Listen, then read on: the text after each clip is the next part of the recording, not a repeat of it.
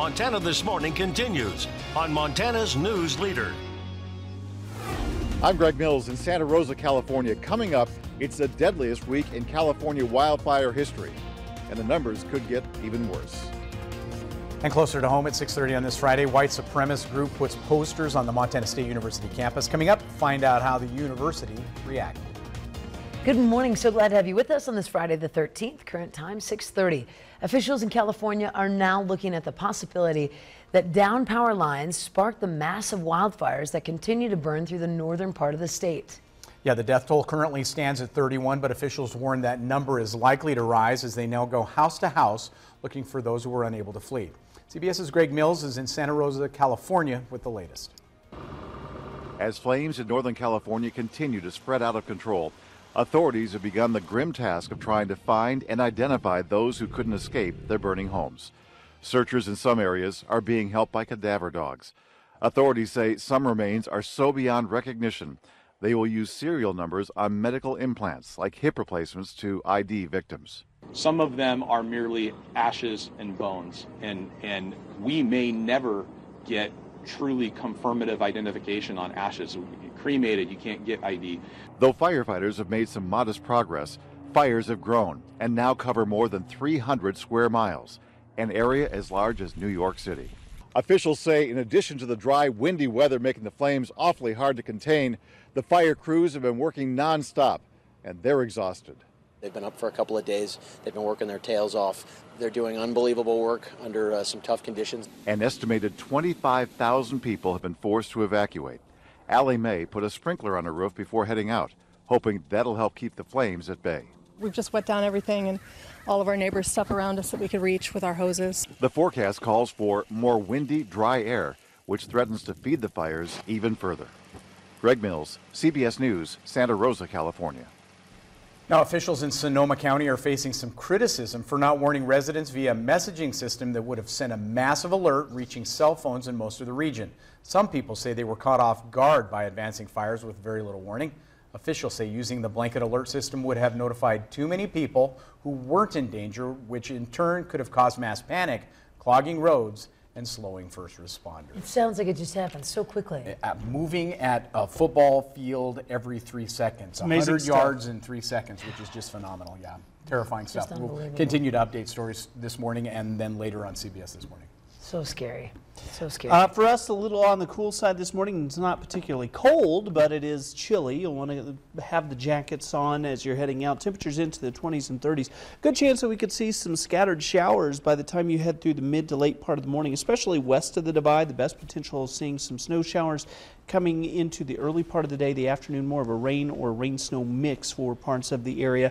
Temperatures expected to stay into the 30s and 40s today. And cool temperatures to start the weekend, but a warm-up is in store. We'll talk more about that forecast coming up in a few minutes. Thank you, Matt. Now 6:33 on this Friday the 13th. Police chase ended yesterday afternoon with the arrest of a suspect allegedly involved with 3 wanted burglary suspects. It was just after 4 o'clock on Durston and Love Lane in Bozeman. Solid law enforcement response making that happen. Suspect was handcuffed and then later released. Now, Gallup County Sheriff's Deputy and Bozeman Police tell us that 3 suspects wanted in a robbery earlier this week were arrested yesterday afternoon. Damian Duffy, Dakota Hancock, and Garrett Hamilton were taken into custody with multiple agencies assisting. 2 of the men are from Bozeman, the other one is from Helena, all being held on felony robbery charges. 2 men were already in custody over the robbery that involved a gun. Law enforcement already had determined it was not a random act and that 3 of the 5 men were known to the robbery victim. And there is now a more detailed report out on the fatal avalanche from this past Saturday in the southern Madison Range. 2 skiers were caught. Igna Perkins died after being fully buried, and her boyfriend, Hayden Kennedy, was partially buried, able to make it out. He spent 3 hours looking for her and then later took his own life. He left a note before he died telling search and rescue where to look. They were experienced skiers. They'd taken avalanche classes, they had proper gear, but one of those beacons was turned off in Perkins' backpack. The record snowfall for this time of year at higher elevations has avalanche experts advising caution. So we want everyone to be out there in the backcountry prepared with the rescue gear and know that avalanches are a possibility and travel like it's the middle of winter. Have a partner and travel one at a time across avalanche terrain and travel through and stop in safe areas as much as possible. Now on our websites, you'll find a list of what you should always have with you in the backcountry and the Avalanche Center's full report on this tragic accident. In other news this Friday, a white nationalist group recently spread posters and stickers around the Montana State University campus. According to an October 1st post to the group's Twitter page called Identity Evropa, literature advertising for the group was spread around the campus. The posters, which have since been removed from MSU, read, "Our generation, our future, our last chance." Now, MSU spokesperson Michael Becker said that the campus only allows for public postings on bulletin boards, and police were notified to remove the signs from locations where posting of any type is not allowed. Becker also stressed that MSU promotes free speech and had a message for students who may feel threatened by the messages of others. The university greatly respects the right to free speech. We do have the policy that says where people can post things, and we have public bulletin boards for those. If a person feels individually threatened by these postings, they should contact the authorities. Now, no reports were filed with MSU Police Department.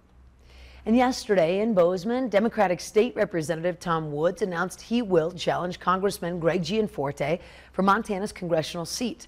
Woods said that what sets him apart is his experience in the state legislature and being the chairman for a Democratic caucus. He says he's not in it for the money. I am very excited about this. I mean, I'm a teacher from Bozeman, Montana, you know, and the fact that I can run for Congress says that all is not lost yet. I am not a millionaire. Now you can learn more about Tom Woods' career on our websites. Shifting gears a bit, Montana Department of Fish, Wildlife and Parks is stepping up its search in certain areas across Montana, looking at chronic wasting disease in male deer.